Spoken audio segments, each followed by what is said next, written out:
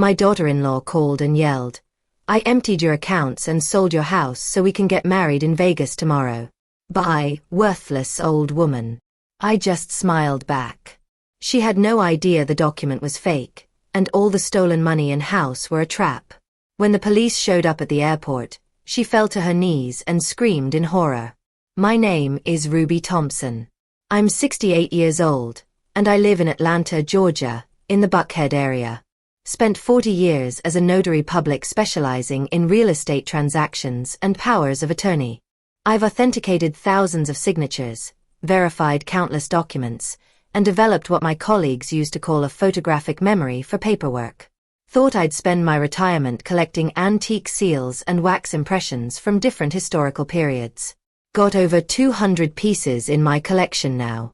Never imagined I'd need my professional skills to protect myself from my own family. My son Marcus is 32. He wasn't always like this. I remember when he was 7, running to hug me when I came home from work, his bright eyes shining. He'd sit on my lap while I showed him the fancy notary stamps I'd collected that day, asking me what each seal meant.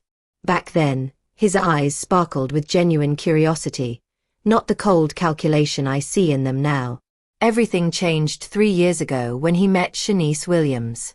She's 34, works as a real estate agent, though works is generous. More like she shows up to the office when she feels like it. Chases easy commissions and spends the rest of her time shopping online and gambling. Marcus was managing an electronics store before he got fired for inventory discrepancies. Never told him I knew about that. I have my sources. Shanice is charming. I'll give her that. Tall, beautiful, always dressed sharp, even though I know for a fact she's drowning in debt. She walks into a room like she owns it, flashes that $1,000 smile, and people just trust her. That's what makes her dangerous. She knows how to play people. And my son, he fell for it completely. The first time Marcus brought her to my house on Peachtree Road, I saw right through her. She complimented the place, asked how much it was worth, wanted to know if I'd ever considered downsizing. When I mentioned I'd bought it 30 years ago for $180,000, her eyes lit up like a slot machine hitting jackpot. I could practically see her calculating the current value in her head. Around $680,000 in today's market, give or take. Over the following months, the visits became more frequent, and Shanice's questions became more pointed. Ruby, do you have a will? Who handles your finances? Do you have power of attorney set up?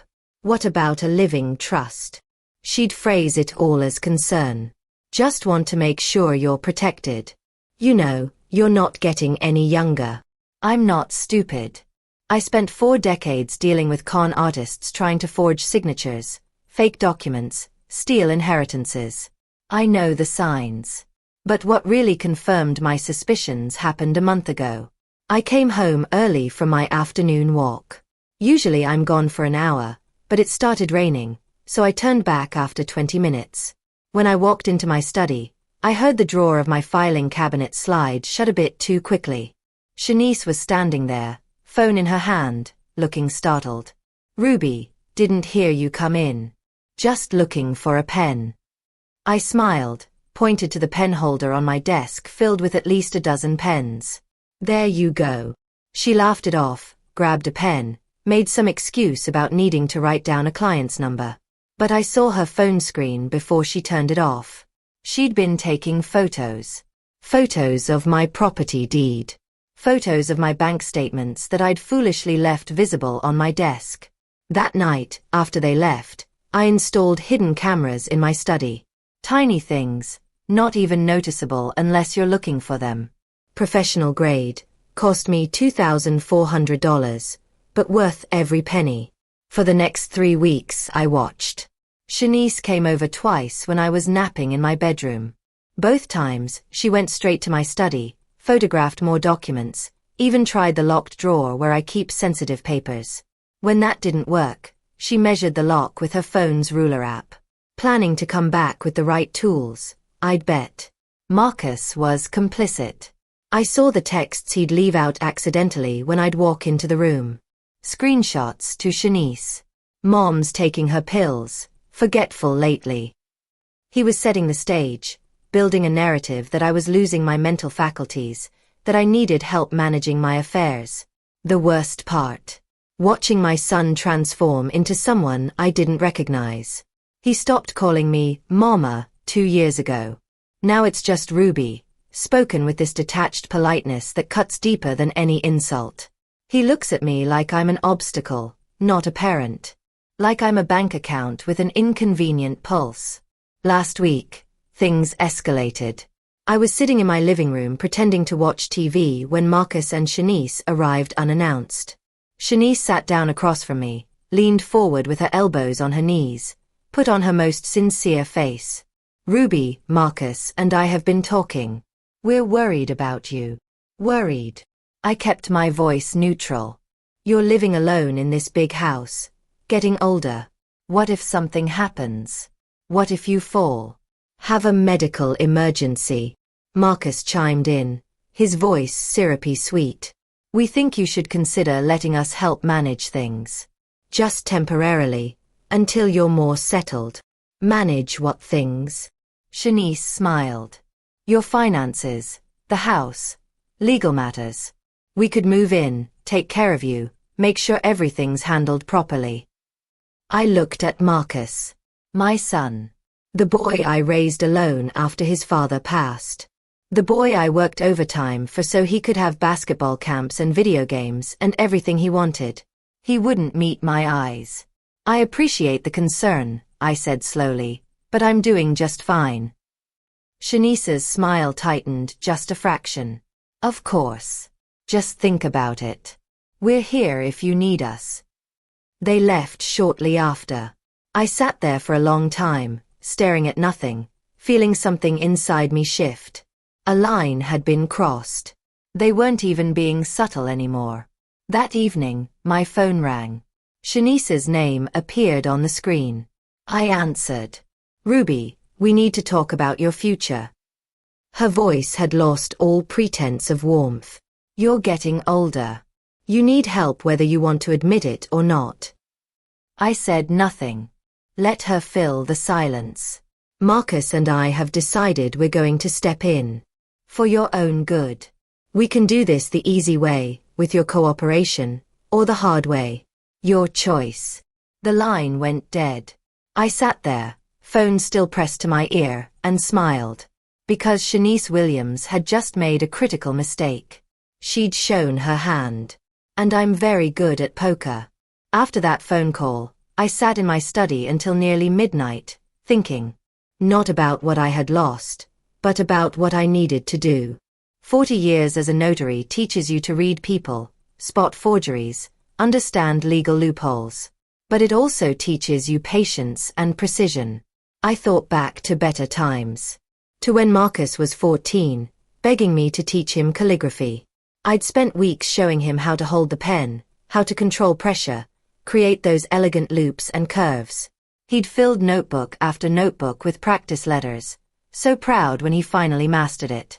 We'd sit at the same desk, my hand guiding his head bent close to mine as we worked. Mama, look. I made a capital M that looks just like yours. I'd laughed, squeezed his shoulder. Better than mine, baby. You've got talent. Where did that boy go? When did the warmth in his eyes turn cold? I traced it back year by year. The change started slowly after he dropped out of community college, then accelerated when he got fired from the store. By the time he met Shanice, he was already resentful, already angry at a world he felt owed him more. Shanice didn't create the monster. She just gave it direction. But I couldn't wallow in nostalgia. I needed a plan. The next morning, I called my niece, Patricia Johnson. Everyone calls her Trish. She's 41, runs a real estate law practice in Midtown Atlanta. 15 years of experience, smart as a whip, and trustworthy. We'd always been close, even when Marcus pulled away. We met at her office on the 7th floor of the Midtown Financial Plaza. Floor-to-ceiling windows overlooking the city, leather chairs, that particular smell of expensive legal offices. Trish's assistant brought coffee, and I laid out everything. The photos Shanice took, Her questions, the phone call. Trish's face darkened as she listened. When I finished, she sat back, fingers steepled under her chin. Aunt Ruby, this is serious. She's planning to forge a power of attorney. Maybe more. With your documents photographed, she has everything she needs. I know. We need to protect your assets immediately. And we need to be smart about it. I was hoping you'd say that.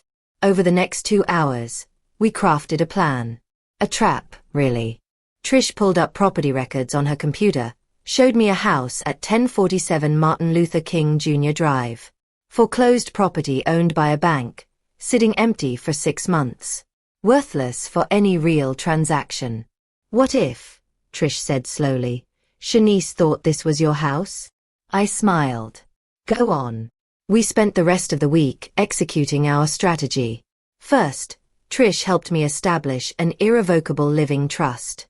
My real house, my real savings, everything of actual value went into that trust with Trish as the trustee. $680,000 in property, $340,000 in savings, all legally protected and completely invisible to anyone digging into my personal accounts. Then came the creative part. I created dummy documents.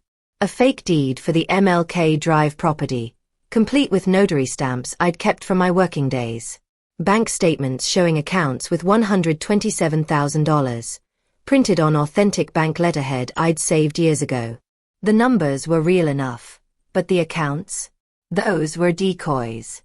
I opened them with minimal balances, just $3,200 total, enough to keep them active.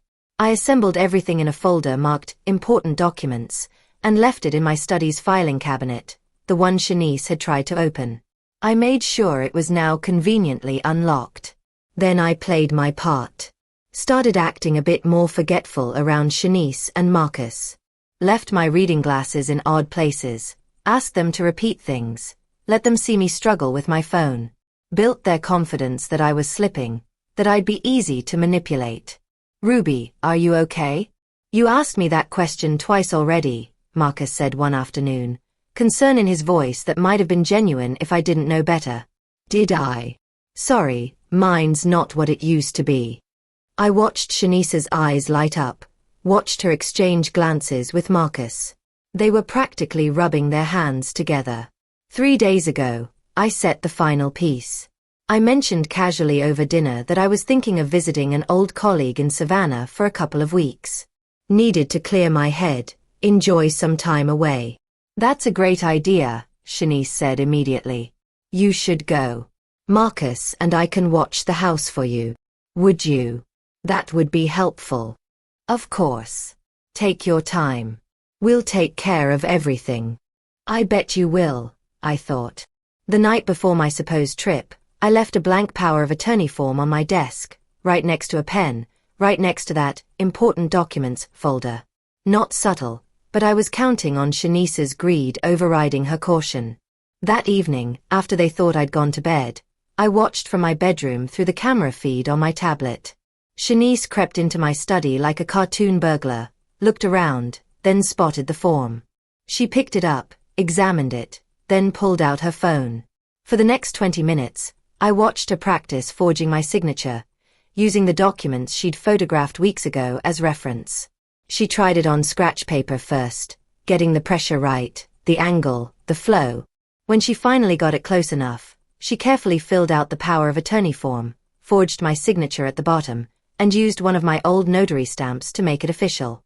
The irony wasn't lost on me. My own stamps, used to authenticate fraud against me. But here's what Shanice didn't know. I'd modified that stamp, changed one tiny element that any real notary would catch immediately, but that would look legitimate to an untrained eye. Insurance, in case I needed to prove it was used without my permission.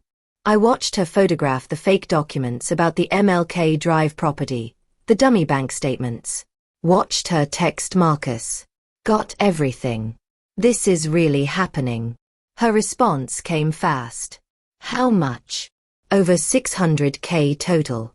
We're set. OMG. Vegas wedding, here we come. I closed the tablet and lay back on my pillow. The trap was set. All I had to do now was leave town and let Shanice hang herself. The next morning, I packed a bag, hugged Marcus goodbye, shook Shanice's hand, and drove away from my house.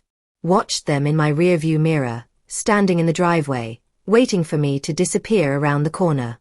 I made it exactly 3 blocks before pulling over. I sat there for a moment, looking at my hands on the steering wheel. These hands had signed thousands of legitimate documents, helped countless families protect their assets, their futures. Now I was using everything I'd learned to catch my own son in a crime. The sadness hit me then. Not anger, just this deep, hollow sadness. But I pushed it down, straightened my shoulders, and drove to Savannah. Because sometimes the hardest thing a parent can do is let their child face the consequences of their choices. And I was going to teach Shanice Williams the most expensive lesson of her life.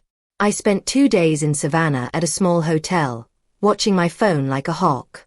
The camera feeds from my study streamed directly to my tablet, encrypted and secure. For the first day, nothing happened. Shanice and Marcus stayed visible, playing the role of concerned caretakers. Marcus even posted on social media about taking care of Mama's place while she gets some rest. The comments were predictable. "You're such a good son. Family first." If they only knew. The second evening, around 9 o'clock, my phone buzzed with a motion alert. I pulled up the feed. There was Shanice, creeping into my study, looking over her shoulder. She went straight for the filing cabinet, pulled out the fake documents, and photographed each page methodically. The deed to 1047 MLK Drive, the bank statements showing $127,000 across multiple accounts, property appraisals, tax records. I watched her study the forged power of attorney form she'd filled out the night before I left. She held it up to the light, examining her handiwork, smiled. Actually smiled at her own forgery. The arrogance was breathtaking. Then she pulled out her phone and made a call. I couldn't hear her side of the conversation through the camera, but I could read her body language. Excited gestures, pacing. She kept pointing at the documents, laughing. Probably talking to Marcus, confirming the jackpot. The next morning, they both showed up at my house. I watched them sit in my living room, surrounded by my belongings, planning how they'd spend my money. Shanice had a legal pad, writing columns of numbers.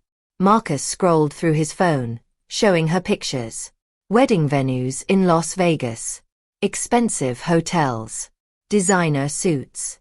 "We can finally have the life we deserve," I heard Marcus say through the audio feed. His voice carried that edge of resentment I'd grown so familiar with. No more struggling. No more pretending. And all it took was Ruby being too senile to notice what was happening right under her nose, Shanice replied. They laughed. Both of them. Sitting in the home I'd built, laughing about stealing from me. Something cold settled in my chest. Not anger. Something more calculating. I'd dealt with criminals before. People who tried to forge documents, steal inheritances. But they were strangers. This was my son. My own blood. And he was looking at me like I was nothing more than a retirement fund waiting to be liquidated. The following days became a masterclass in deception. Shanice transformed into the world's most attentive daughter-in-law. She called me in Savannah 3 times a day. Just checking in, Ruby. Making sure you're okay. Taking your medication. Her voice dripped with false concern. I'm fine, Shanice. Really? Good. Good. Hey, when you get back, we should talk about some paperwork. Nothing urgent. Just want to make sure everything's in order for you, you know, in case anything happens. What kind of paperwork? Oh, just regular stuff. Power of attorney maybe. So someone can help if you need it. Purely precautionary. I played dumb. I suppose that makes sense. I'm not as sharp as I used to be. Exactly. See, you get it. We'll take care of everything when you're back. After she hung up, I sat on the hotel balcony, looking out at the Savannah River, thinking about how expertly she was setting the stage. making it seem like I was incompetent, like I needed help, building a narrative that would make her theft look almost justified. We were just trying to protect her assets. She wasn't capable anymore. Marcus played his part too. He sent me texts. "Miss you, Mama.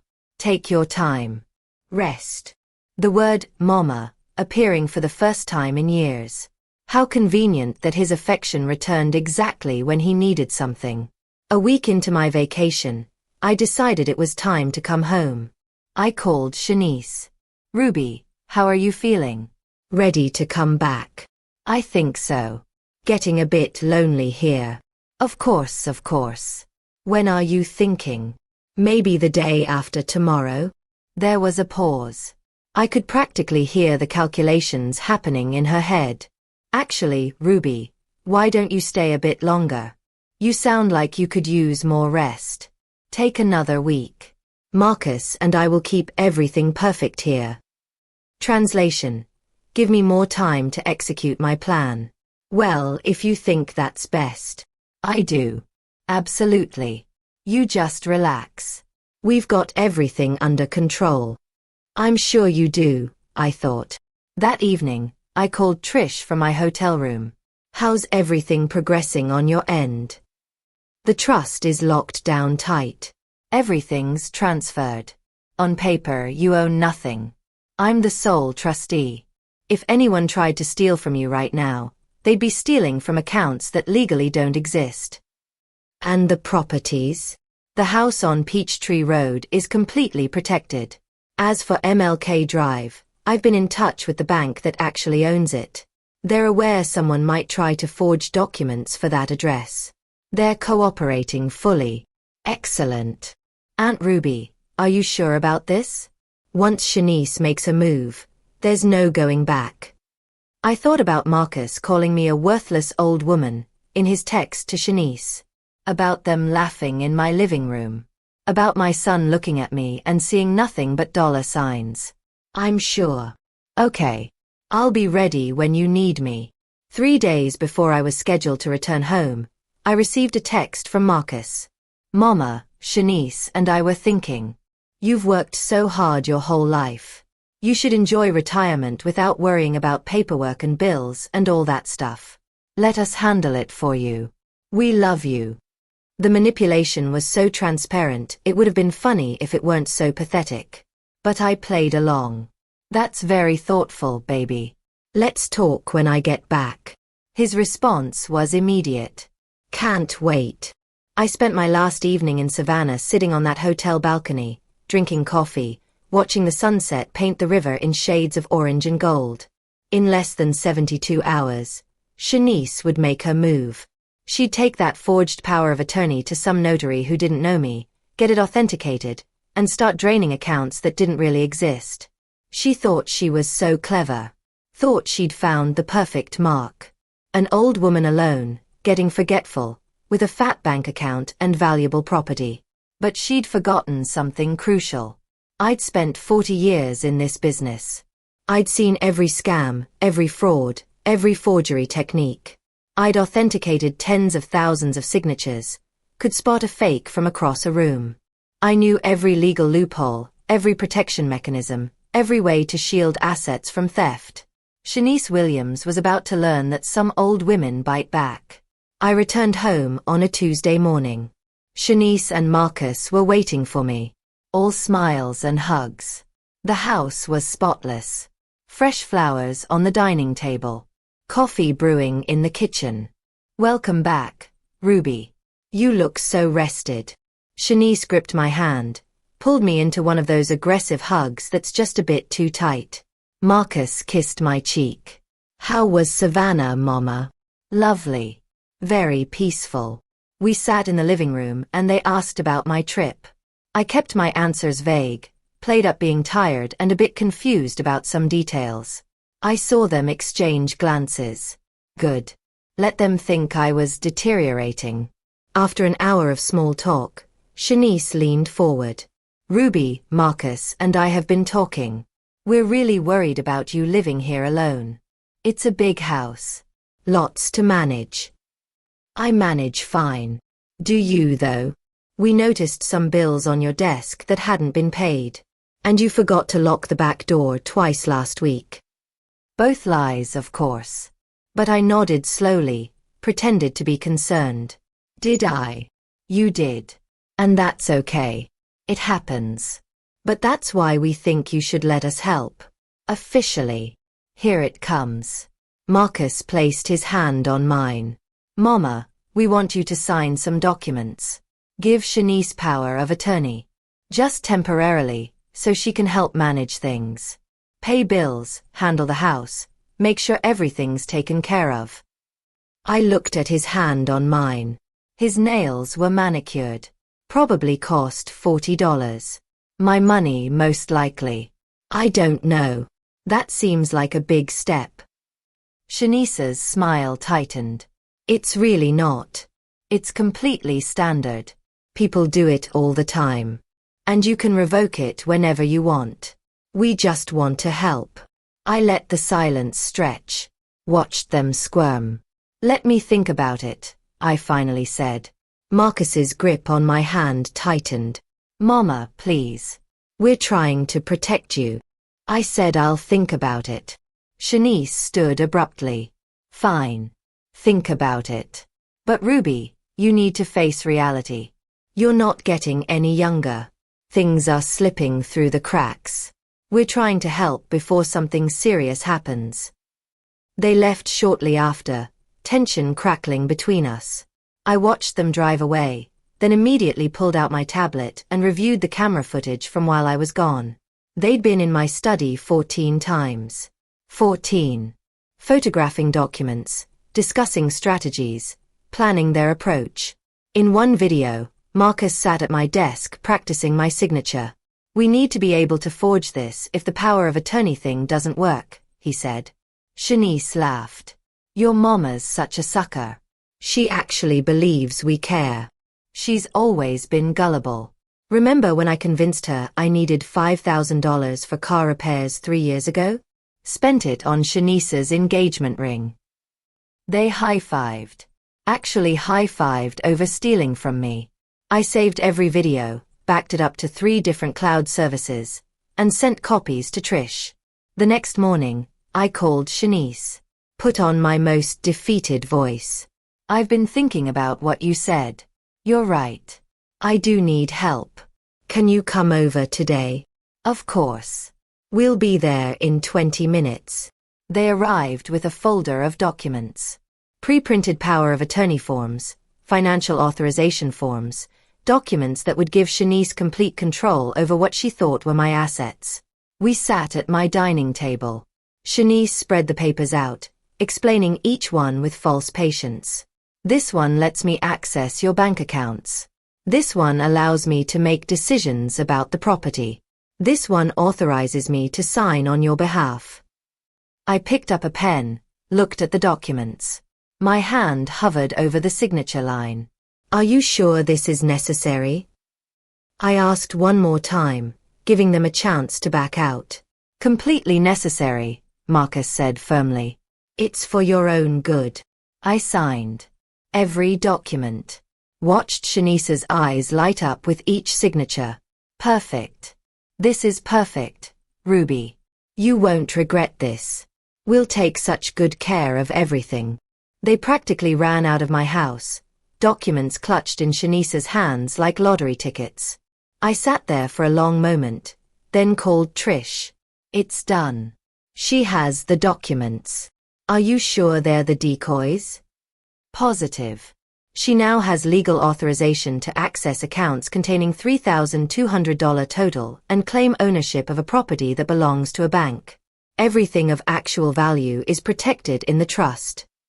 Okay. Now we wait. I didn't have to wait long. 2 days later, early in the morning, I received a fraud alert from one of the decoy bank accounts. Someone was attempting to access it. I smiled, picked up my phone, and called the bank. Yes, this is Ruby Thompson. I'd like to report unauthorized access to my account. Ma'am, we show that someone with a valid power of attorney is attempting to make a withdrawal. That power of attorney is forged. I never authorized that document. I'd like to file an official complaint. There was a pause. Ma'am, that's a serious allegation. Are you certain? Completely certain. I have video evidence of the forgery. I'll need to speak with your fraud department and the police. I'll transfer you immediately. Over the next several hours, I made similar calls to 3 other banks, filed police reports, contacted the real estate fraud division about someone attempting to fraudulently sell the MLK Drive property. Each call, each report, building a case. That afternoon, Shanice called me. Her voice was tight, strained. Ruby, there's been a problem at the bank. They're saying the documents aren't valid. What documents? The power of attorney. The ones you signed. I don't know what you're talking about, Shanice. I never signed any power of attorney. Yes, you did. 2 days ago at your dining table. I let the confusion bleed into my voice. Shanice, I don't remember that. Are you feeling okay? Ruby, don't play games. You signed them. Marcus was there too. I really don't recall. Maybe you should come over and we can sort this out. She hung up. I could imagine her panic, her mind racing, trying to figure out what went wrong. But here's what Shanice didn't understand. Those weren't the real documents I'd signed. Those were copies I'd prepared with signatures that were close enough to look legitimate to an untrained eye, but different enough that any forensic analysis would prove them false. The real documents, the ones with my actual legal signatures? Those were locked in Trish's office safe, dated months before Shanice ever tried her scam. I'd built a perfect trap. She had documents she thought authorized her to steal my money. She'd already attempted to access the accounts, creating a paper trail of fraud. When the police investigated, they'd find her forged power of attorney, her attempts to drain accounts, her plans to sell property that wasn't mine to sell. And all I had to do was claim confusion. I never signed those documents, officer. I'm an old woman. Maybe I'm losing my memory, but I would never authorize my daughter-in-law to take my money. My phone buzzed. A text from Trish. Detective James Martinez from the Economic Crimes Division wants to meet with you tomorrow morning. He's very interested in your case. I typed back. Perfect. Tell him I'll bring the video evidence. That evening, I sat in my study, surrounded by my collection of antique seals and stamps. Picked up a Victorian-era seal from 1847. Ran my fingers over the intricate design. These pieces represented authenticity, legitimacy, the sacred trust between a notary and the public. Shanice had violated that trust. Had used her knowledge of my profession to forge documents, to steal, to betray. Tomorrow, she'd learn that the legal system I'd spent 4 decades upholding doesn't take kindly to document forgery. Especially not federal document forgery involving interstate fraud. I finished my tea and went to bed. For the first time in months, I slept soundly. I arrived at the Atlanta Police Department at 6:45 the next morning, a folder thick with evidence under my arm. The building on Decatur Street was already busy. Officers coming and going for the morning shift change. Detective James Martinez met me in the lobby. He's 52, salt and pepper hair, with the weathered look of someone who's seen every type of financial crime humanity can devise. We shook hands. Ms. Thompson, right on time. Detective, thank you for seeing me. He led me through security and up to the 3rd floor, to a conference room with a large table and a wall-mounted screen. My niece Trish was already there, legal documents spread out in front of her. Aunt Ruby. She stood, gave me a quick hug. Are you ready for this? More than ready. For the next 2 hours, we walked Detective Martinez through everything. I started with the timeline, explained how I'd first noticed Shanice's suspicious behavior months ago, showed him the video footage from my hidden cameras. The detective watched stone-faced as Shanice crept through my study on the screen, photographing documents. His expression didn't change when we showed him Shanice practicing my signature, or when Marcus laughed about me being too senile to notice. These recordings are admissible, Trish confirmed. Georgia is a one-party consent state. Aunt Ruby had every right to record activities in her own home without informing them. Good. Detective Martinez made notes. What about the financial transactions? I pulled out the bank statements. Here's what Shanice thinks she stole. $127,000 across 4 accounts. Here's what was actually in those accounts. $3,200 total. I opened them specifically as decoy accounts with minimum balances to keep them active. And the property sale? Trish took over. The property at 1047 Martin Luther King Jr. Drive is owned by First Georgia Bank. It was foreclosed in January and has been sitting empty.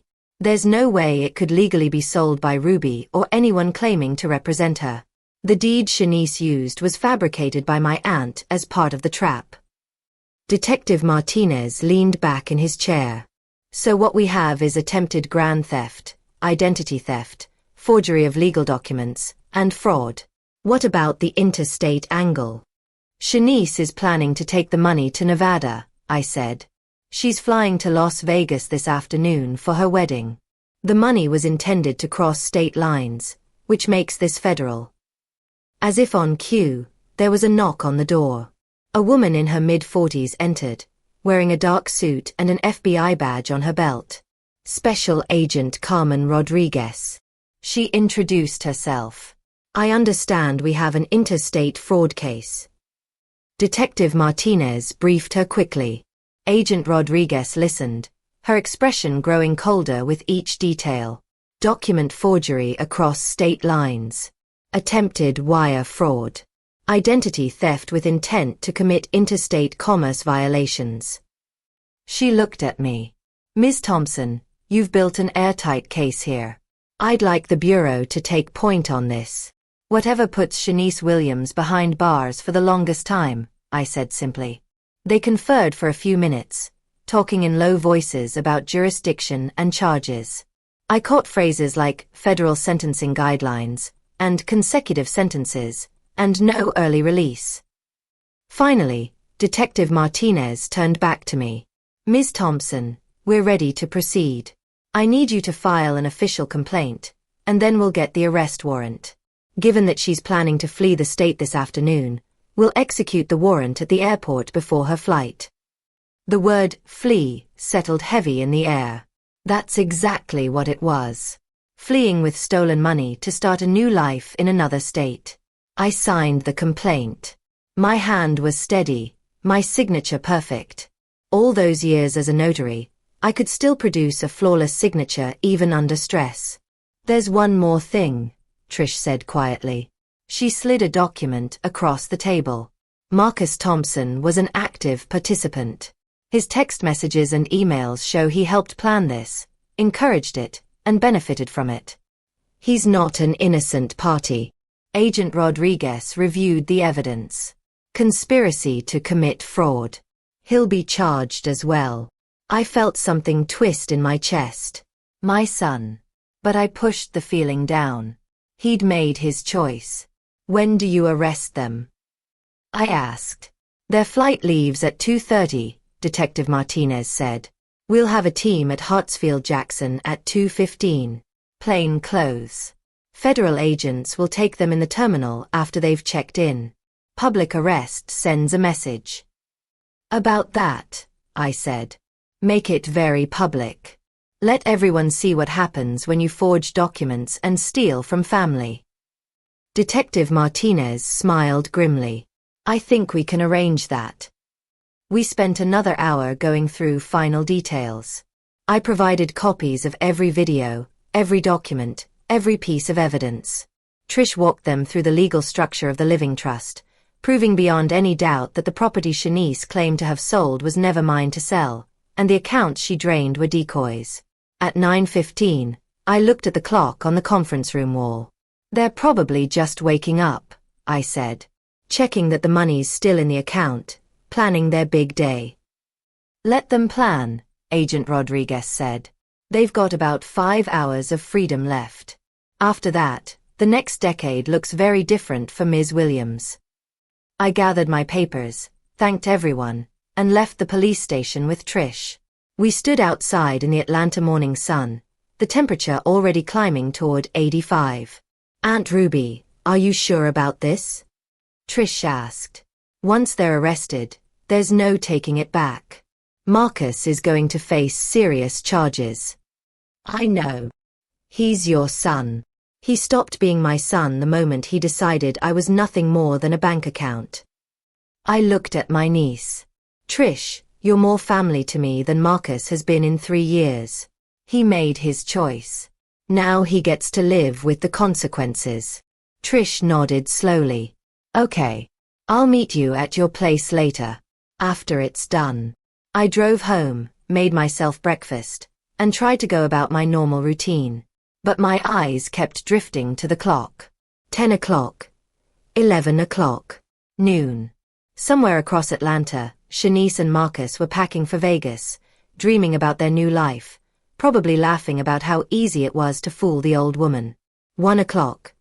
They'd be leaving their apartment soon, heading to the airport. Shanice would be checking her bank account one more time, marveling at all those zeros. 2 o'clock. Right about now, they'd be pulling into Hartsfield-Jackson Airport, pulling up to the departure terminal, unloading their bags. I sat in my study, surrounded by my collection of antique seals, and waited. My phone was on the desk. Any minute now, I'd get a text from Detective Martinez. At 2:23, my phone buzzed. "Subjects in custody." "You were right." She checked her account right before we moved in.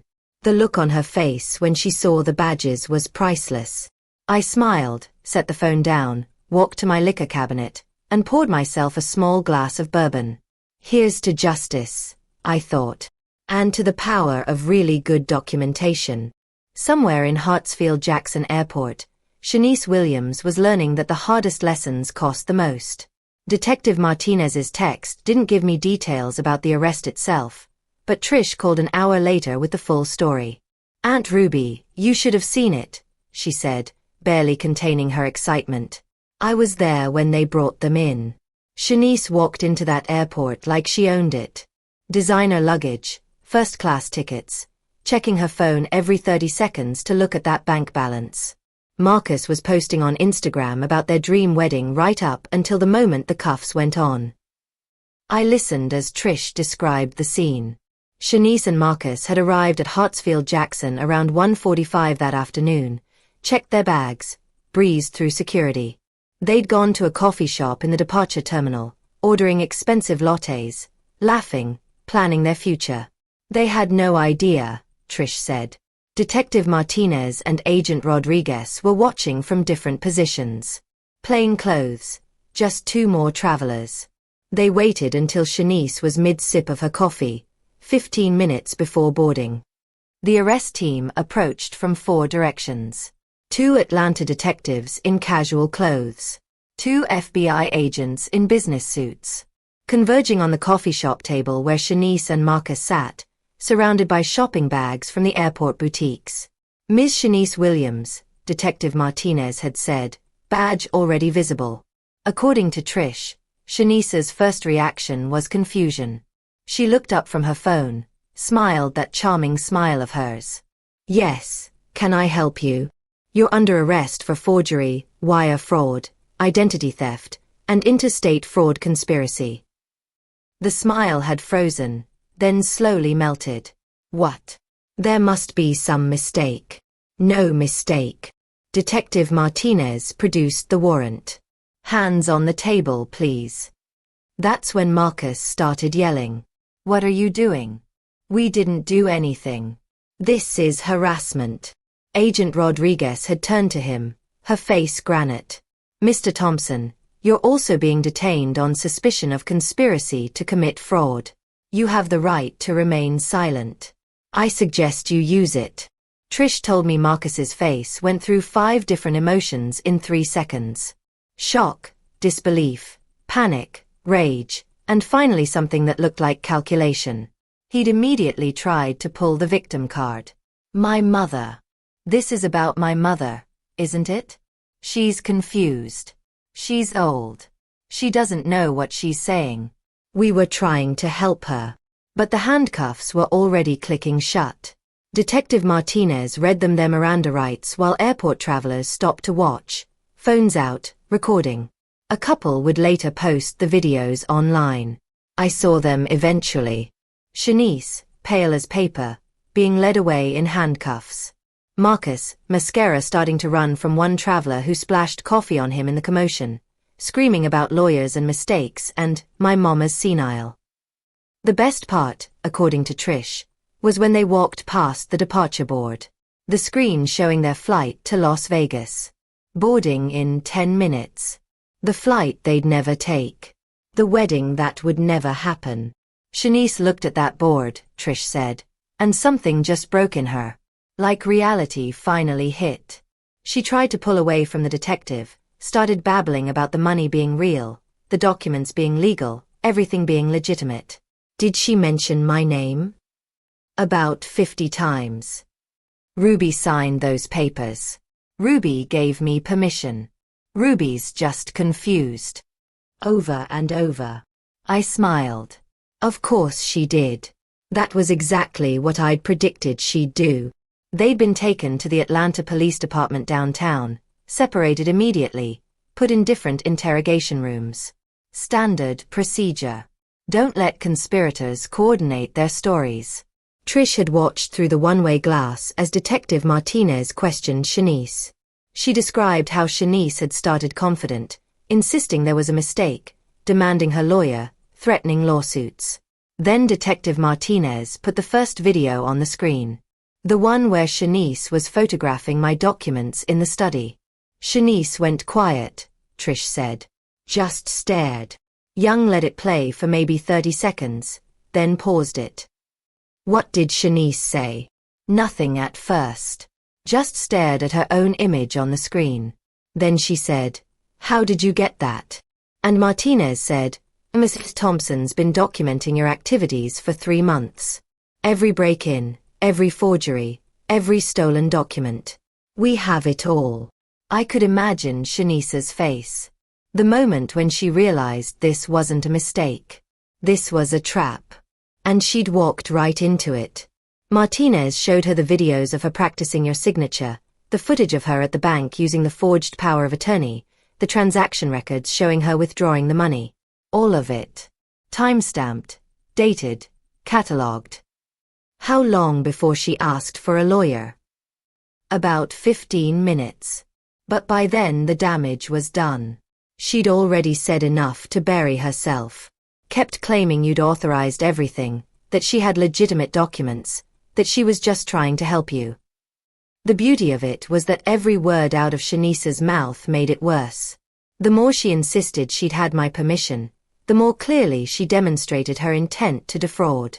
The more she claimed the documents were legitimate, the more obvious her forgery became. In the other interrogation room, Marcus was having his own breakdown. He'd started with denial, moved to victimhood, tried to blame Shanice for everything. I didn't know what she was doing. She told me Mama had signed papers. I believed her. I'm innocent. But they'd found his texts, his emails, conversations where he'd actively helped plan the scheme, suggested ways to manipulate me, discussed how to spend the money. In one message he'd written, "Make sure the old woman doesn't suspect anything until we're already in Vegas. By then it'll be too late." That message alone proved conspiracy. Trish told me they'd been booked, photographed, fingerprinted. Bail was set high. Shanice at $500,000, Marcus at $250,000. Neither could make it. Neither had assets anymore. The money in Shanice's account was frozen pending investigation. They'd both spend the night in holding cells. "Your son asked about you," Trish said quietly. "Asked if you were pressing charges or if you dropped them. Asked if he could talk to you." What did they tell him? That you'd filed a formal complaint. That the state of Georgia and the FBI were prosecuting. That this was out of your hands now. Which wasn't entirely true. I could ask them to reduce charges, show mercy. But I wouldn't. Marcus had made his choice when he looked at me and saw a bank account instead of a mother. "There's something else," Trish said. Marcus's Instagram. His last post, the one about the best day of my life. It's gone viral. People are sharing it with the arrest footage. The contrast. It's everywhere. I thought about that. My son's smiling face radiating fake happiness and greed, juxtaposed with his shocked expression in handcuffs. The internet loves that kind of dramatic irony. How do you feel? Trish asked. I sat there in my study, looking at my collection of antique seals. 150 years of legitimate documents, authentic signatures, real authority. Everything Shanice had tried to fake. Like justice is finally being served, I said. The next morning, I woke to 17 missed calls. Most were from numbers I didn't recognize. 2 were from Marcus's cell phone, which police had returned to him after extracting all the data. 1 was from an unknown number that turned out to be the county jail. I didn't return any of them. Instead, I drove downtown to the prosecutor's office for a meeting with Assistant District Attorney Michael Chen. He was in his early 40s, sharp-eyed, with the kind of intensity that comes from winning cases. Ms. Thompson, he shook my hand. I've been reviewing your evidence. This is one of the most thoroughly documented fraud cases I've seen in 15 years. I wanted to make sure there were no loopholes. There aren't. The video evidence alone is damning. Combined with the financial records, the forged documents, the communication records between the defendants, this is airtight. We spent an hour going through the charges. Forgery of legal documents, wire fraud, identity theft, conspiracy to commit fraud, attempted grand theft. The list went on. With the FBI involved, most charges would be federal, carrying mandatory minimum sentences. The federal prosecutor is talking 15 to 20 years for Ms. Williams, Chen said. Mr. Thompson is looking at 5 to 7 as an accomplice. I felt something twist in my chest at that, but I kept my expression neutral. What if they try to make a deal? They already are. Shanice's public defender contacted us this morning. Wants to plead guilty to reduced charges in exchange for testimony against others. Others? There are no others. It was just her and Marcus. Chen smiled thinly. Exactly. She's desperate. Grasping at straws. We told her no deal. The evidence is too strong. We don't need her cooperation. And Marcus. His lawyer's trying a different angle. Claims he was manipulated by Shanice. That he's a victim too. That his mother is elderly and confused. He's asking for leniency. I leaned back in my chair. I'm not confused. And he's not a victim. I know. We have his texts. He was an active participant. Chen paused. Ms. Thompson, I need to ask. Are you prepared to testify if this goes to trial? Absolutely. It won't be pleasant. You'll be cross-examined. They'll try to paint you as a vindictive mother. Claim you're mentally incompetent. Suggest you entrapped them. Let them try. I have documentation of every step. Dates, times, witnesses. My niece Trish was involved in the asset protection planning. She can corroborate everything. The banks have records. The videos speak for themselves. Chen nodded approvingly. Good.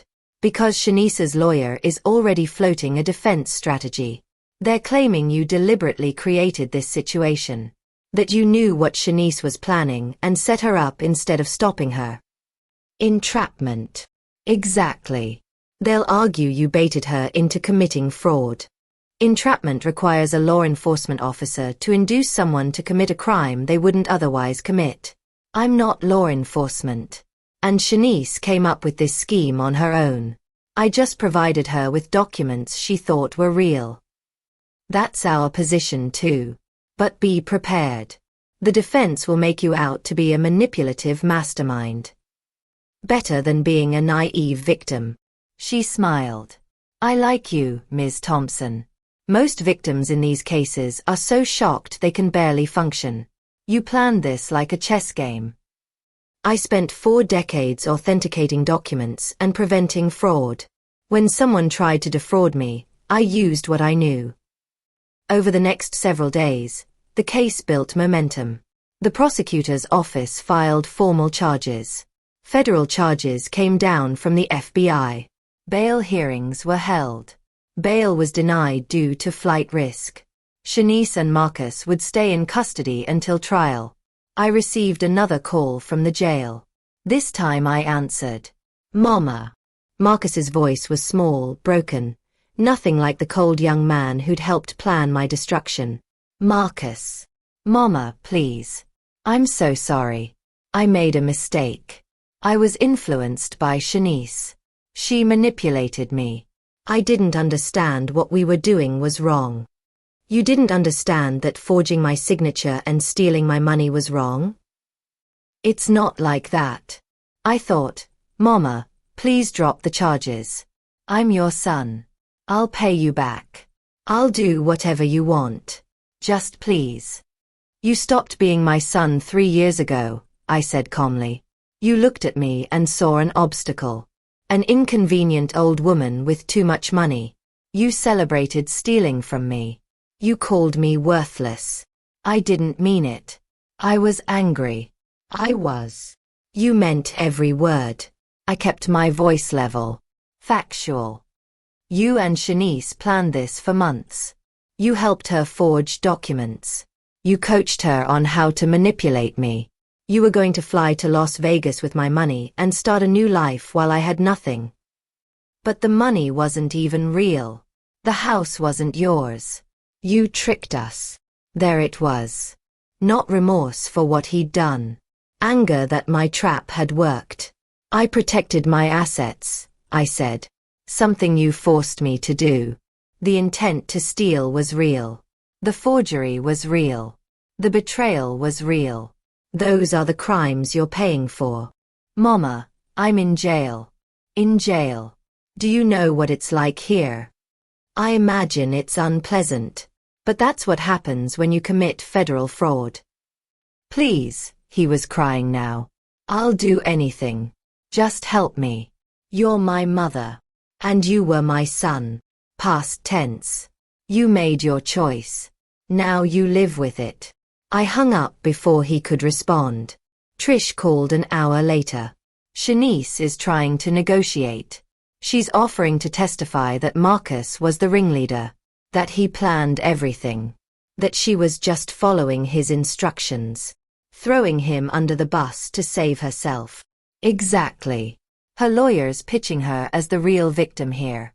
Young woman manipulated by her older, more experienced boyfriend. Led into crime she didn't fully understand."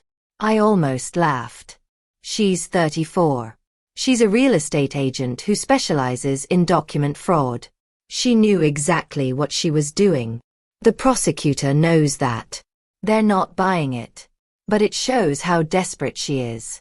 She's willing to destroy Marcus to reduce her sentence." "What about Marcus's response?" "Oh, he's fighting back. His lawyer filed a motion claiming Shanice coerced him. That he feared her. That he only participated because she threatened him. So now they were both trying to betray each other. The partnership that was going to fund their Vegas wedding was falling apart in mutual recrimination. It was almost poetic. "Let them fight," I said. "The evidence will speak louder than either of their lies." That evening, I sat in my study with a glass of bourbon, watching the sunset through my window. My real house. In my real neighborhood. Filled with my real possessions. Everything protected. Everything safe. My phone buzzed. A text from Detective Martinez. "Update. Shanice Williams's public defender just withdrew. Conflict of interest. New lawyer being appointed. This is going to drag out." I typed back. "I have time." Because that was the truth. I had time. I had resources. I had the law on my side. And most importantly, I had the truth. Documented and irrefutable. Shanice and Marcus could scramble, could lie, could point fingers at each other. But at the end of all of it, The evidence would remain. Video of Shanice forging my signature. Bank records showing the theft. Text messages proving conspiracy. No amount of legal maneuvering could change those facts. I raised my glass to the sunset. To justice. To the power of preparation. And to the lesson that some people only learn when it's already too late. The weeks that followed the arrest moved with the methodical precision of a well-oiled legal machine. The prosecution built their case piece by piece, and I watched it unfold with a mix of satisfaction and something heavier I couldn't quite name. Trish kept me updated daily. The investigation had expanded beyond what even I'd anticipated. Forensic accountants were dissecting every transaction. Digital forensics experts were recovering deleted messages, emails, browser histories. The picture they painted was damning. The property at 1047 MLK Drive turned out to be exactly what I'd known it was. A foreclosed home owned by First Georgia Bank, sitting empty and unsellable due to title issues. The bank confirmed they'd never authorized any sale. The buyer Shanice had found was actually an undercover investigator working with Detective Martinez, part of a sting operation targeting real estate fraud. The escrow account? Fake. The $485,000 from the property sale? Never existed outside of documents I'd carefully fabricated using legitimate letterhead and forms from my decades as a notary. Every signature was mine. Every seal authentic. But the underlying transactions were fiction. The bank accounts were even more interesting. When the forensic team analyzed them, they found that I'd opened those accounts with minimal balances, just enough to keep them active. The statements Shanice had photographed showing $127,000? I'd created those using genuine bank software templates I'd accumulated over the years, printed on authentic bank paper. They looked completely legitimate. But the actual accounts contained only $3,200 total. That $3,200 was the only real money Shanice had stolen. But under federal law, her intent to steal $612,000, combined with the forged power of attorney and the interstate aspect of the crime, made it a major felony. The federal prosecutor, a stern woman named Angela Washington, explained it to me during one of our meetings. Ms. Thompson, your daughter-in-law is facing mandatory minimum sentencing. Document forgery, wire fraud, identity theft, and interstate fraud conspiracy. We're looking at 15 to 20 years federal time. And Marcus. Mr. Thompson's text messages and emails prove active participation. He wasn't just aware of the scheme. He helped plan it. He's looking at 5 to 7 years. I sat with that information. My son would spend his 30s in prison. The Instagram influencer life he'd craved would be replaced with orange jumpsuits and concrete walls. Do you feel any remorse? Trish asked me later that day as we sat in her office. I thought about it. No. Should I? He's your son. He was my son. The boy I raised would never have done this. That person is gone. This is just consequences. The trial date was set for late summer. But as it turned out, there wouldn't be a trial. 3 weeks before the scheduled court date, both defendants pleaded guilty. Their lawyers had finally convinced them that fighting was futile. The evidence was overwhelming. Video, audio, documents, digital forensics, testimony from bank employees, notaries, real estate agents. Every single element of their scheme documented and preserved. Shanice's plea deal attempted to reduce her sentence by claiming diminished capacity, arguing she'd been desperate due to shopping addiction. The prosecutor rejected it. Marcus's lawyer tried to paint him as a victim of Shanice's manipulation. The text messages where he'd written, "Make sure the old woman doesn't suspect until we're in Vegas," destroyed that defense. Both pled guilty to all charges. The only question remaining was sentencing. The sentencing hearing was scheduled for early autumn. I arrived at the federal courthouse downtown with Trish at my side. The building was imposing. All marble and security. The kind of place where justice isn't just served, it's carved in stone. We passed through security, took the elevator to the 7th floor. The courtroom was formal, wood-paneled, with the seal of the federal judiciary mounted behind the judge's bench. Shanice and Marcus were brought in separately, both in orange prison jumpsuits, both shackled. They looked different than I remembered. Shanice had lost weight, her face gaunt, her confident smile long gone. Marcus looked exhausted, his hair unkempt, no Instagram-ready appearance. They saw me sitting in the gallery, and I watched their reactions. Shanice's jaw clenched, hatred flashing in her eyes. Marcus's face crumpled, tears starting immediately. He mouthed something to me. "Please." I looked away. The judge entered. The Honorable Harold Stevens, a federal district judge with a reputation for being fair but harsh on white-collar crime. Everyone stood, then sat as he took his place. "United States of America versus Shanice Williams and Marcus Thompson," he began. "We're here for sentencing following guilty pleas to forgery and conspiracy." The prosecutor laid out the crimes. Every detail. The planning, the execution, the celebration, the intent to flee the state, the complete disregard for the law and for family bonds. Then it was the defense's turn. Shanice's lawyer argued for leniency, citing her shopping addiction as a mitigating factor. "Your Honor, Ms. Williams is a young woman who made terrible mistakes under the pressure of debt. She needs treatment, not decades in prison."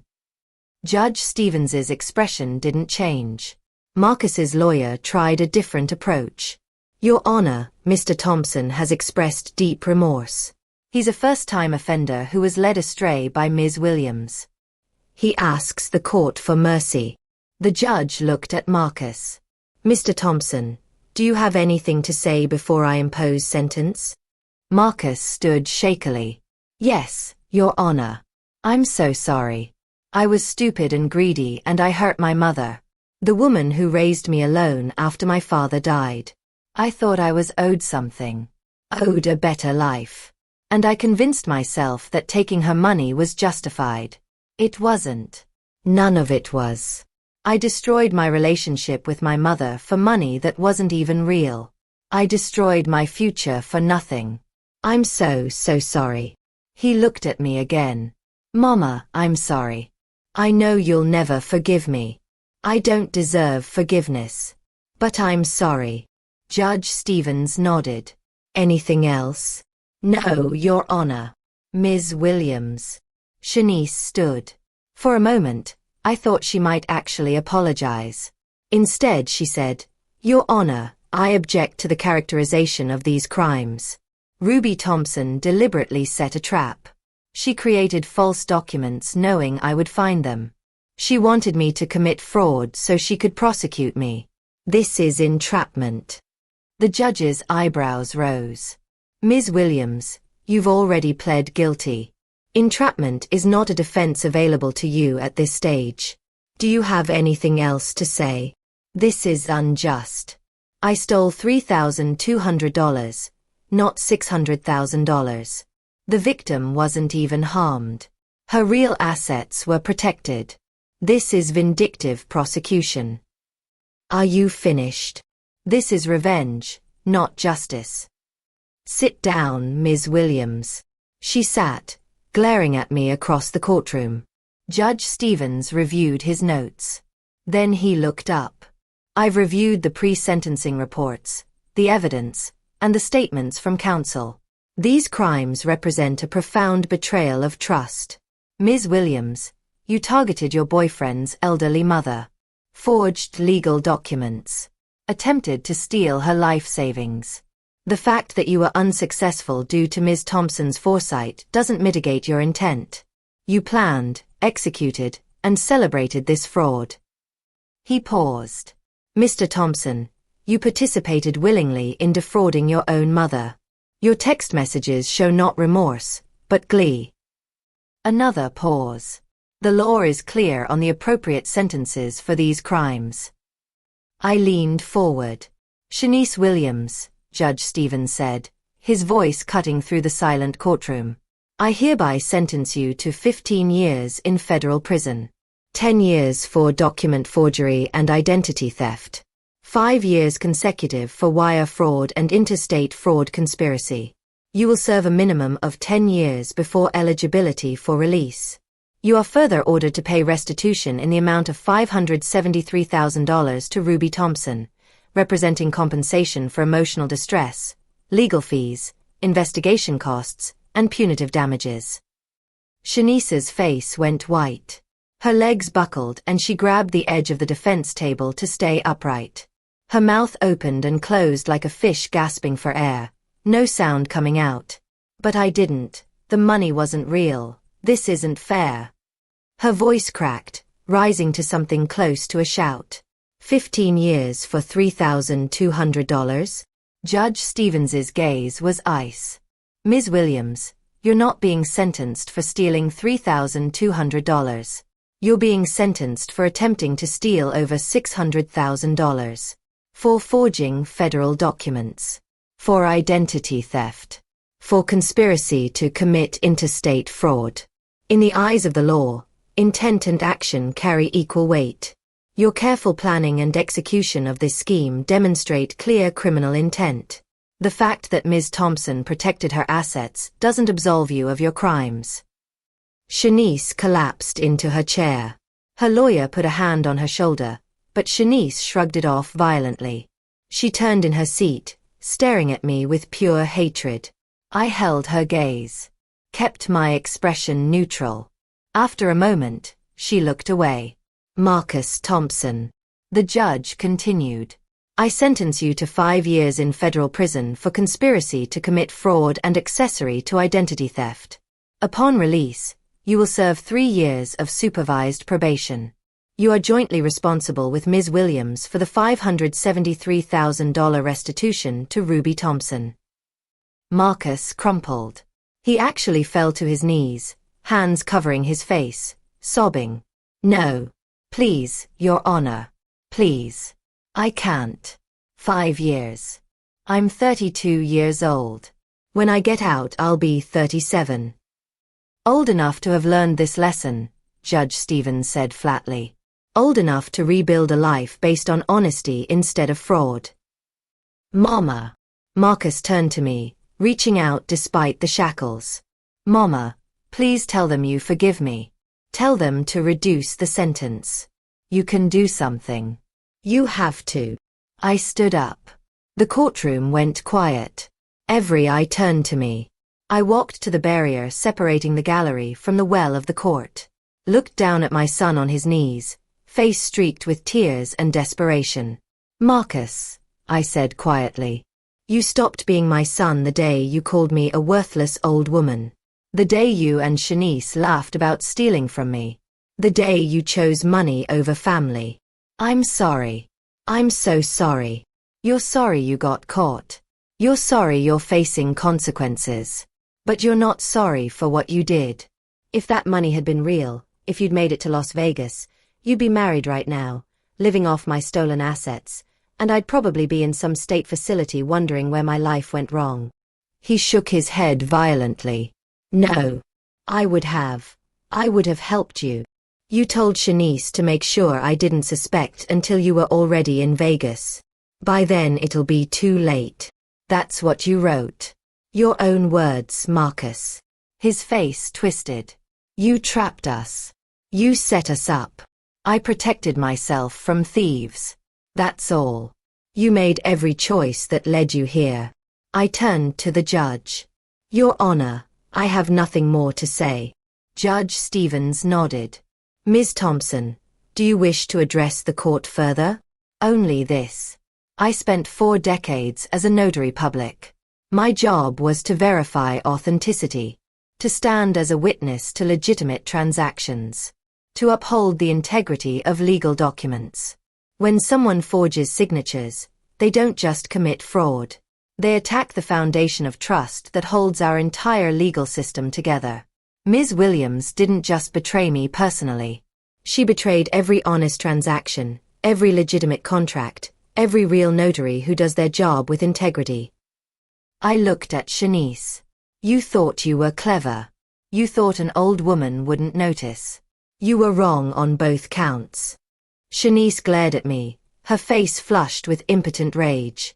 "You're a vindictive old woman who couldn't stand seeing us happy." "No," I said calmly. "I'm a vindictive old woman who couldn't stand being robbed.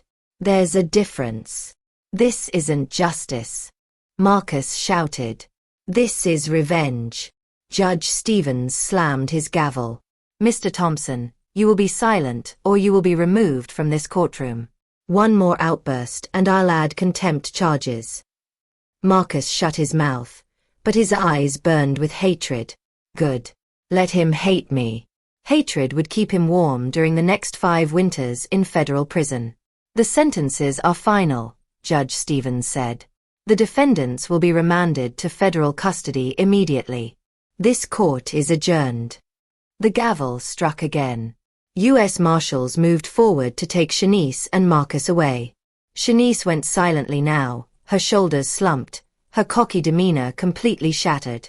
Marcus was still crying, being half carried by the marshals as they led him toward the door. At the threshold, he turned back one more time. "Mama." I didn't respond.